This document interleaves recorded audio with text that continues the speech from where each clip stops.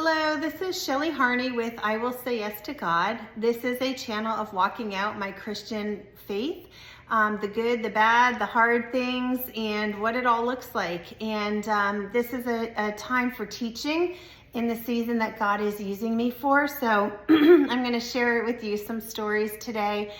We just got back from Israel, which many of you know. You've been asking about how the trip was, and it was amazing. So a few years ago, when I first started hearing from the Lord, He had told me to go with my prayer team down to Savannah. We live in North Carolina. So I had to invite the prayer team and everybody wanted to go. And the Lord said, I will tell you what to do when you get there. Just trust me, I'll lay out your plan. And that was really, really hard for me because that was almost 3 years ago. And I had just been anointed with this prophetic gifting. And boy, I was so unsure. Am I really hearing from the Lord? Is He really going to show up when He says He's going to show up? I mean, I don't even know what we're down there to do. We're just going because He asked us to go. But this time was so much different. Almost 3 years later, I know the Lord, I know how to hear His voice, and He invited us, our prayer team, to Israel for a special trip. And so it was so exciting. And the Lord, just like always, you can trust His word. When you hear Him say something, you could put your faith in He's going to show up and He's going to do what He says. And that's been a matter of walking on this journey and hearing from Him and seeing it. Now, sometimes His word is His word, and sometimes we've gotten it wrong only to look back and say, oh, that's what He meant. But anyway, we went to Israel for a week, and as He asked us to do, we spent 2 nights by the Sea of Galilee and then 5 nights in Jerusalem. So before the trip, the Lord had asked that we do a couple things, like get into the Mediterranean Sea and the Sea of Galilee, just completely submerge ourselves, be on the water, walk some paths that Jesus walked. This was about experiencing Jesus and what He did during His ministry here. And so I'm going to share a story with you today that is humbling for me. But I'm here to be real and to teach you, and we can learn best by other people's mistakes. So I did make a short video from Israel when we were by the Jordan River, and that's where Jesus was actually baptized by John the Baptist. But this was, the story I'm going to tell you was on our second day there in Israel. We were by the Sea of Galilee. And just like the Lord promised, in the morning, He set our itinerary. So we would have breakfast and then go up to the room and we would pray. And then I always record the downloads that He gives so that we could listen to them again and make sure we don't miss anything, because we really aim to be as obedient as we can.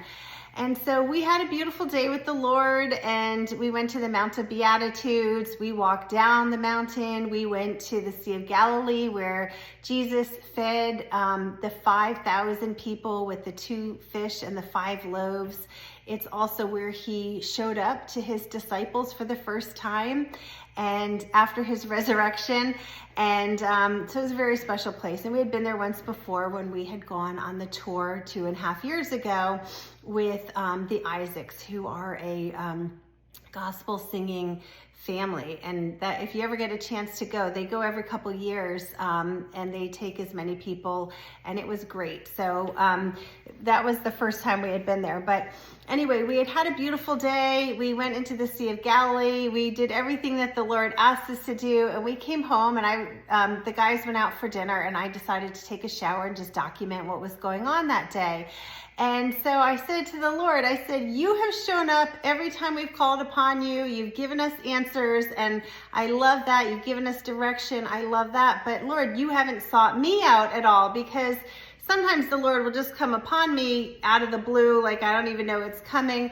And so sure enough, within an hour, and it was probably already the Lord's plan, but so many events happened. One thing was there was a Catholic priest who was staying in the hotel who wanted to pray with us before the end of the night. And my husband told me that. And now I have to admit, here comes my judgment and here comes my biases. So growing up, I grew up in the Catholic Church. And from my experience, I didn't see the Holy Spirit move. I didn't know that God really moved. I didn't know that he was necessarily still alive because I just didn't understand what I understand now.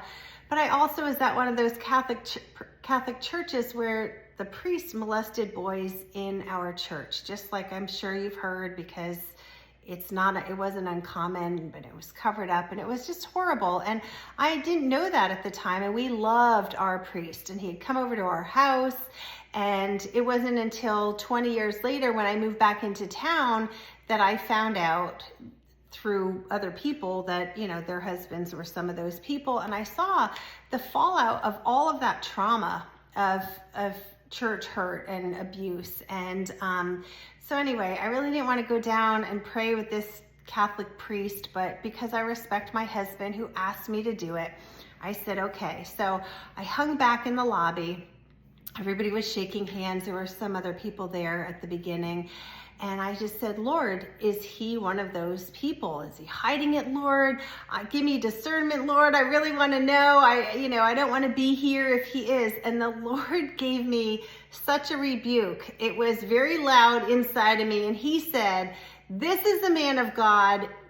Stop judging him, or something along those lines. And it was almost like I got slapped in the face. It was so shocking to me, because here I am asking the Lord for discernment, which I didn't think was a bad thing, but the judgments in my head were very bad. And I'm telling you this story because you may have judgments in your head about different religious groups or people or your neighbor or whatever. And God asks us not to judge others. Matthew 7:1 talks about we will be judged by the standard that we judge others. And anyway, we are not supposed to judge. And so I think in my heart, I really was judging this priest.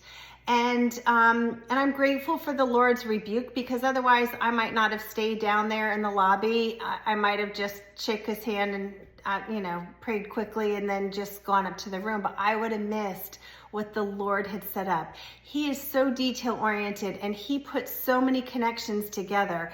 And something really big happened with us that night. And so, anyway, we go into, we're staying at a hotel that has a dig site, an archaeological uncovering of a synagogue that Jesus definitely taught in. And the priest brought us out there, and he was talking about the things that happened there. And this is a good question for you to ponder too. He said, that the Lord, Jesus spoke there. It was a little synagogue. So if we were there and we were sitting with him, we would have been able to make eye contact with Jesus. And he said, I want you to think about this question. What if the Lord said to you, what can I do for you? What would you answer him? But he didn't ask us to tell it. He just wanted us to think about that. And that was a very interesting and good, deep question to really think about. And anyway, during this time, some man came out and just said, can I join you? And we didn't know who he was or anything. So we were like, okay, sure, join us, whatever. We didn't know. I didn't even really know why we were there. And this short time of prayer that this Catholic priest wanted for us lasted over 2 hours. But because of that, very interesting connections were made. He brought us, we met this man. I'm not going to tell you his name right now because I don't know that it's appropriate to tell you, but he's an important person that is doing the Lord's work in a magnificent and valuable way. And anyway, so we go into the synagogue, or the chapel, and this priest put us in front of a mosaic and was telling us how he uses this to unite people, how he talks to believers of different religions and the agnostics and the atheists, and how he asks people to remember that we are all made in God's image. And so even at that, if we're all made in God's image, none of us have come out perfect. Jesus is the only perfect one. And so we have to have some grace with each other and really catch our judgments in our head, because the Lord hears everything. I didn't speak that out loud, what my judgment was or my bias was on the Catholic priest, the Lord heard me and rebuked me just like that. And so, so we go and sit down, we're in this chapel, and all of a sudden I start getting a download from the Lord. And I don't know if you've ever watched a video of mine where a download happened, that I showed a download, but my face kind of contorts and my body moves because of the energy coming into me. And I always have my eyes closed because the Lord also shows me things when he's talking to me. And so the priest noticed what was going on, and he said very loudly, "Are you okay over there?" And I was like, oh my goodness. So I didn't know what to say, and I'm really not good on my feet. I'm not good at lying, and I'm really not quick-witted. And so I said, I was just getting a message. And then I was like, oh my gosh, Shelly, what are you doing? You're telling a Catholic priest, who at this point, I still didn't know what to think of him. And you're telling him that you're getting a message from God in his chapel, like, you know, whatever. And I just kind of laughed at myself. But the message was, this is no coincidence. For the man that was sitting behind me, our team was meant to meet him. And only later did I find out from this man that he saw me get that download, and he got the same download. So that's how the Lord works. So now our team is connected with this man. I don't know what that will lead to, but again, I don't have to make anything happen. The Lord will make it happen in his timing and for his purposes. But we were to meet that night. And had I not respected my husband and gone down there, none of that would have happened. In fact, this man was just at the hotel for a reason, because they couldn't find their Airbnb. And these are men who can find things, who are talented in, you know, I don't know, they could find anything basically, but they couldn't find their hotel or their Airbnb. So they ended up at our hotel. They weren't even checked in. And he saw us through the glass and saw light around us and decided, I need to be there. That's why I'm here in this hotel. That's how God works. So when things aren't going right in your life, this is one of the morals of the story, is that sometimes it's because God doesn't want you where you are. He really wants you someplace else. Because if these men had found their Airbnb, we would have never met. And there is a purpose for our meeting, a purpose that will play out. And I know enough about God, and so does this man, to just rest assured that whatever the intention is of God putting us together, it'll happen. And again, we just wait on that. We don't try and make anything happen on our own. And that's again about trusting God. And that's how this relationship works, as you get to know him more, and you know him by his scriptures, you know him by what you hear in church, you know him by hearing from him yourself. And again, those are things that you can keep working on as you keep seeking him. You can hear him more and more, and then you could build up trust. And people are writing in, and I know you're hearing from him and that you are building that trust. So keep on building it and believe in what you hear, because that, as long as it lines up with the Bible, and that's how you tell that it is the voice of God, and then you can start being more and more obedient to what you hear, because you will know it's from your Father, and you will know how to trust in that. And so anyway, by the end of the night, this priest was so knowledgeable about the Bible, and he seemed to know God very well, and he was doing an amazing thing, trying to unite people, all religions.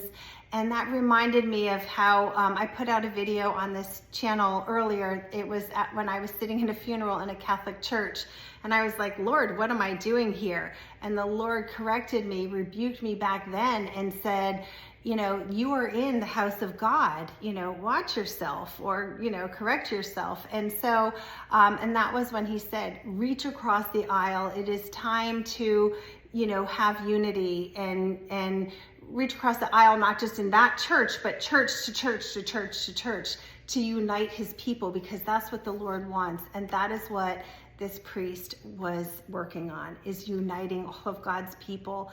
And in the end, I told him about my video, and he said, you know, maybe we can do a video together one day, and I said to him, quite honestly, I'm not even worthy to be on a platform with you.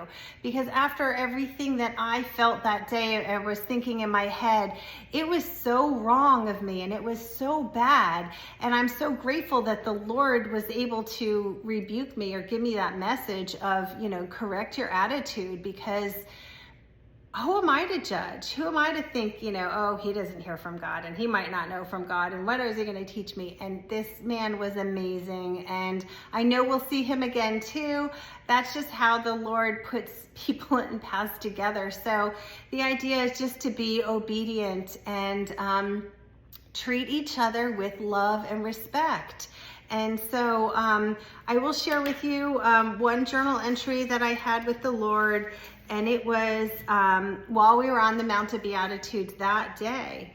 The Lord was talking about our hearts and how he sees us walking through this world, and and how he sees us with he loves us in a way that we don't understand. He loves us in a way that he gives us such grace, because we walk in a very corrupted world, and he doesn't have to walk in that world anymore. And he said, forgiveness for him comes with, it comes so easily, for these are his words.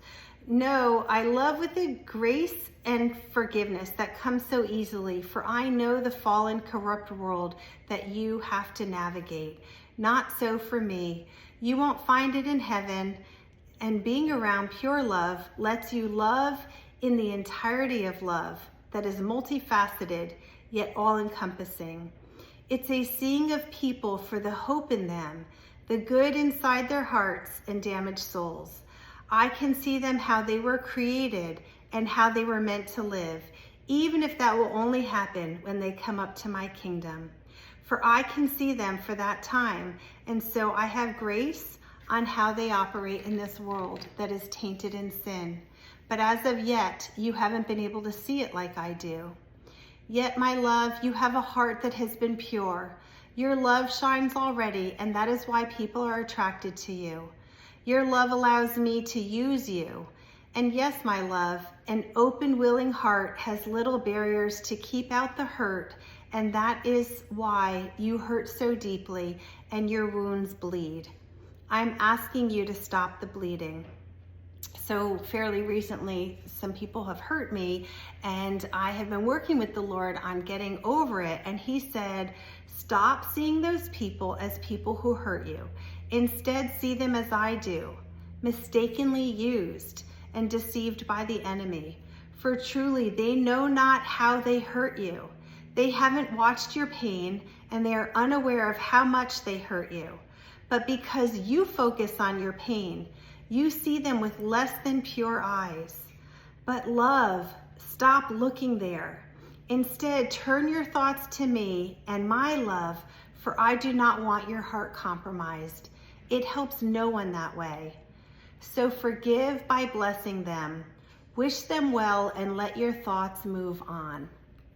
So I'm going to end the message here with that today. A humbleness in me. I have learned not to judge people, and I hope and pray that I can stay pure and true in that. And I know I'm going to mess up because thoughts come through our heads, but when I do have those thoughts, I'm going to make it a purpose or an intention to wipe those thoughts away and to apologize to God immediately, because he hears all my thoughts and he knows my heart, and he wants to be in a relationship with each and every one of us, and he wants us to have a purity of heart, and he knows that we're not perfect, and that is a hard thing to do, and yet he keeps correcting me in that. And when I looked back on that journal entry, that was the same day that later I would judge the priest like that. And so I didn't even put those two pieces together when I marked that to share with you today, but that's the Lord. That's how he works. So stay humble in your thoughts. If people have hurt you, try and let it go. It's not worth focusing in on the pain. God asks us to forgive people, and you can ask God, help me, please help me to forgive them. Help me to see them like you see them, Lord, because he sees people so much differently than we see each other. And that is also an important lesson to know, because of that, he sees us with so much love. He doesn't count our sins of the day. He doesn't hold any of that against us. He just asks us to repent and move closer and closer to him. So I hope that this motivates you. I ask you to look into your heart, purify it so he can use you more. And don't judge me by my story. I'm just trying to be humble and real, because what is the bother then? Why waste your time listening to this channel if we can't be real with each other? I thank you for your emails. I'm working on getting caught up on them. If you want to email me for prayers, for questions, for just telling me your testimony, that really has been inspiring my journey, and I love that. My email is iwillsayyestogod@gmail.com. Have a blessed day.